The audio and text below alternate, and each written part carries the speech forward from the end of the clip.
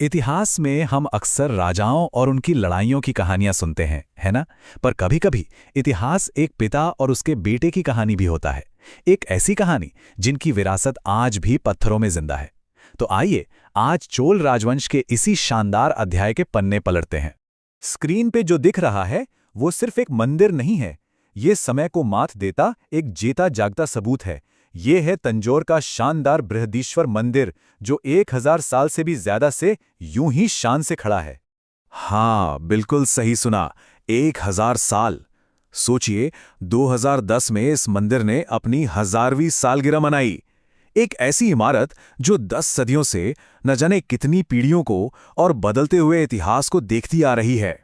तो चलिए इस पूरी कहानी की शुरुआत इसी शानदार मंदिर से करते हैं, क्योंकि यही वो मजबूत नींव है जिस पर चोल साम्राज्य की महानता की कहानी टिकी है। इस मंदिर की कुछ बातें तो सच में हैरान कर देती हैं। ये दुनिया का पहला ऐसा मंदिर है जो पूरा का पूरा ग्रेनाइट से बना है। इसका जो मुख्य टावर है, जिसे विमान कहते हैं, वो करीब 57 मीटर ऊंचा है। ये भगवान शिव को समर्पित है और आज एक यूनेस्को वर्ल्ड हेरिटेज साइट भी है। तो भाई सवाल तो यही उठता है कि आखिर इतनी बड़ी, इतनी भव्य सोच के पीछे था कौन? कौन था वो राजा जिसने ऐसा कुछ बनाने का सपना देखा जो सदियों तक कायम रहे? और वो थे महान शासक राजराजा चोल प्रथम। लेकिन उन्होंने ये मंदिर क्यों बनवाया? वजह थी एक बहुत बड़ी सैन्य जीत। उन्होंने ईलम द्वीप यानी आज के श्रीलंका पर अपनी जीत की याद में इसे बनवाया था। राजराजा चोल की कामयाबी के पीछे एक बहुत सोची समझी रणनीति थी, जिसे कहते हैं एनेक्सेशनिस्ट पॉलिसी या विलयवादी नीति। मतलब सीधा था, पड़ोसी राज्यों को जीतो और अपने साम्राज्य में मिला लो। पर यह सिर्फ जमीन हड़पना नहीं था। नहीं, ये व्यापार के रास्तों पर कब्जा करने और पूरे दक्षिण में अपनी ताकत का लोहा मनवाने की एक चाल थी। अब यहां कहानी में एक बहुत दिलचस्प मोड़ आता है। सोचिए, जब एक पिता इतनी बड़ी विरासत छोड़ जाए, एक शानदार मंदिर, एक ताकतवर साम्राज्य, तो उसके बेटे पर कितना दबाव होगा। वो ऐसा क्या करे कि पिता की परछाई से निकलकर अपनी पहचान बना सके? और इस चुनौती का जवाब बनकर सामने आए राजराजा के बेटे और उनके उत्तराधिकारी राजेंद्र चोल प्रथम।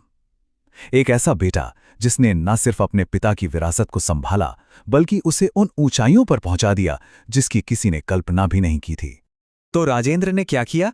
उन्होंने अपने पिता की उस विलयवादी नीति को सिर्फ जारी नहीं रखा, बल्कि उसे और भी ज्यादा जोश और आक्रामकता के साथ आगे बढ़ाया। मानो कह रहे हों, जो मेरे पिता ने शुरू किया उसे मैं पूरा करूंगा और उससे भी आगे जाऊंगा। और यहीं से शुरू होता है राजेंद्र चोल का वो अध्याय जो उन्हें इतिहास के सबसे महान विजेताओं में से एक बनाता है। उन्होंने सीमाओं के पार जाकर जमीन और समंदर दोनों पर अपना परचम लहराया। जरा उनकी जीतों की लिस्ट देखिए। पांड्य और चेर साम्राज्यों को पूरी तरह से अपने अधीन कर लिया। जो श्रीलंका का हिस्सा उनके पिता ने छोड़ा था, उसे भी जीतकर चोल साम्राज्य में मिला लिया। और तो और वो रुके नहीं, समंदर पार करके सुमात्रा के राजा तक को हरा दिया और दक्षिण पूर्वी एशिया तक चोल साम्राज्य का प्रभाव फैलाया। लेकिन उनके दो अभियान तो कुछ और ही थे। एक तरफ जमीन पर उनकी सेनाएं भारत के पूर्वी तट से चढ़ाई करते करते पवित्र गंगा नदी तक पहुंच गईं, और दूसरी तरफ समंदर में एक ऐसा विशाल नौसैनिक अभियान छेड़ा जो उन्हें दक्षिण पूर्व एशिया तक ले गया। अब गंगा तक पहुंचने की इतनी बड़ी जीत को यादगार तो बनाना ही था, तो उन्होंने खुद को एक उपाधि दी, गंगई कोंड, जिसका मतलब है गंगा का विजेता। और बात यहीं खत्म नहीं हुई। उन्होंने इसी नाम से एक नई राजधानी भी बसाई, गंगई कोंड चोलपुरम।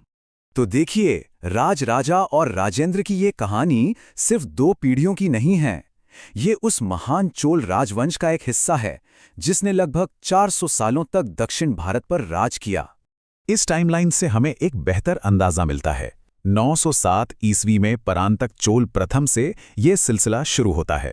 फिर 985 में आते हैं राजराजा, 1014 में उनके बेटे राजेंद्र, और ये राजवंश 1205 ईस्वी के आसपास कुलोत्तुंग तृतीय तक फलता फूलता रहा। तो कुल मिलाकर 4 सदियों का सुनहरा दौर। कुलोत्तुंग तृतीय को इस वंश का आखिरी महान सम्राट माना जाता है।